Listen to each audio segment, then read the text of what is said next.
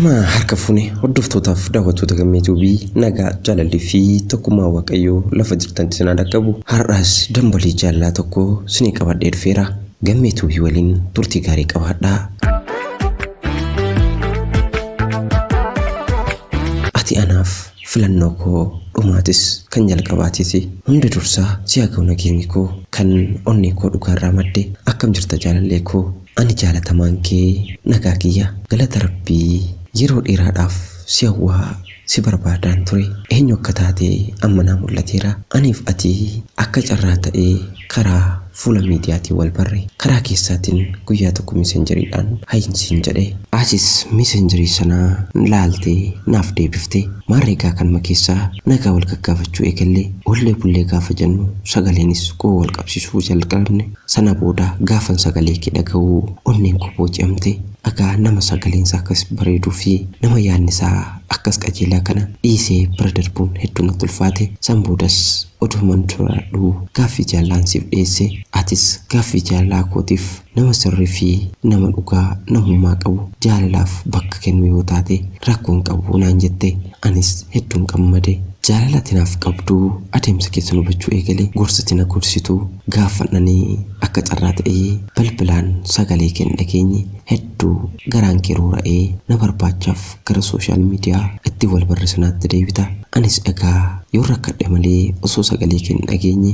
oolee buluun hedduu natti ulfaata haa ta'u jireenya egaa waan hunda qabdi anaaf siin hiree tokko keessatti nu gaaditee hiree tokko keessa jirra jaallee koo ani hedduun si jaaladha ati akkamii fayyaa keetii walirraa fagaannee gargar jiraannus guyyaa tokko akka walitti dhiyaannee waliin jiraannee waan barbaannuu fi waan hawwinu rabbinis akka fedhii isaatti waan nu kennu hundumaa akka nu kennu abdiin qaba yeroo kamiyyuu taanaan ani kan keeti har'as taanaan borullee wantin ani siif himu yoo jiraate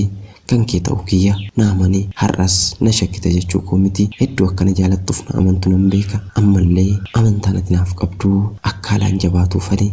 agaa yeroo hedduu gammeetuubii akka hordoftu naa himtee jirta anis kanumaafan gara gammeetuubitti qaari'ee ilaalcha keessa kiyyaa jaalala onneen kootiin rakkachaaf gubachaa jiru kana baafadhee dubbadhee siin ka'uu barbaadeeni jaallee koo ati dhugaadhaan nama rabbiin sodaatudha nama rabbiin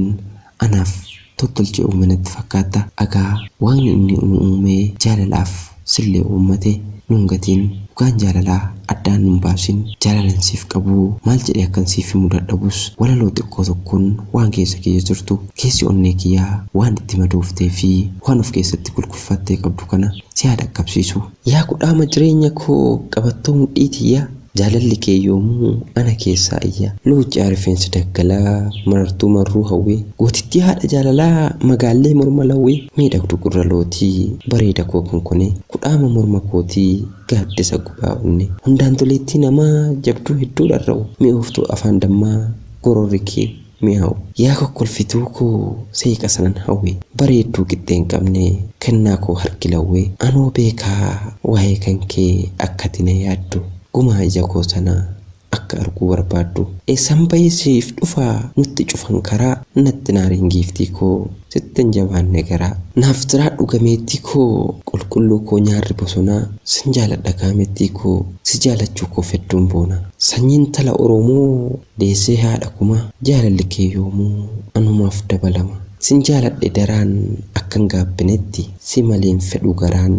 koo nama biraatti jabaattullee sin dhabu laamshaa guutuun qaama kan koo yoomillee yaadeen si dharraa sin jaaladha sabriinaa koo yeroo tokko tokko gaafan waa'ee kee callisee yaadu hedduu natti ulfaata walloon kun egaa si madaaluu dhiisuu dandeessi ammoo waan of harkaa qaban gumaachuun yakka miti gaafan siin qabaadhu keessi kiyya gammachuun guutama yeroo si wajjin oolu sirraa fagaadhee jireenya natti hin tolu aniif ati waliif jiruudha hirruun koo siin guutamti rakkoon jireenya kootii siin argannaan ni furamti furtuun onnee kiyyaas si harka jirti yoomuu taanaan jaalalli natti cimte siin irraa furamti manni koo siin urgaansaas shittoo nuti beeknu caala ati keessa deemnaan rafuun baay'ee natti tola kanaafin si qofatti of kennee siin irkoo koo godhadhee jiraachaa jira ani siin na sassadha arjummaan kees naafadha daqiiqaaf sekoondiitti keessi kiyyaa waa'ee kee yaada halkan dukkana keessas maqaa keessa galawwaama yeroo kamuu taanaan si dhabuun barbaadu kameetti kiyya ati anaaf filatamtee kan rabbirraa naaf kennamte haalli miidhaga kee haalli deemsa kee haalli jiruu kee haasa'ameen dhumu kamiifuu egaa lafa jirtutti nagaan naaf jiraadhu hamtuun sin tuqin gaariin immoo sin darbin jaalallee kee Ziyaad Jundiiti jaalallee koo beektuu koo Sabrinaa Hajii Shariifiif Duubaayitti kan argamtu nagaatti. Gaafadhaa nan yaafadhaa garrashii dhagee nala dhaabbadhaa shinnaan bantuu waan hin saaqadhu meeqa miillitee ani shaafudhu naattee nanatame fi na boojite nan booji'amee fi na boojite nan booji'amee fi naattee nanatame fi na boojite nan booji'amee fi na boojite nan booji'amee fi alloon tuni jabduudhuma natti seentee onnee na hattee maali malli maali malli alloon tuni jabduudhuma natti seentee onnee na hattee maali malli maali malli mee maali malli mee maali malli mee maali malli koo maali maali malli mee maali malli mee maali malli mee maali malli koo maali maali malli.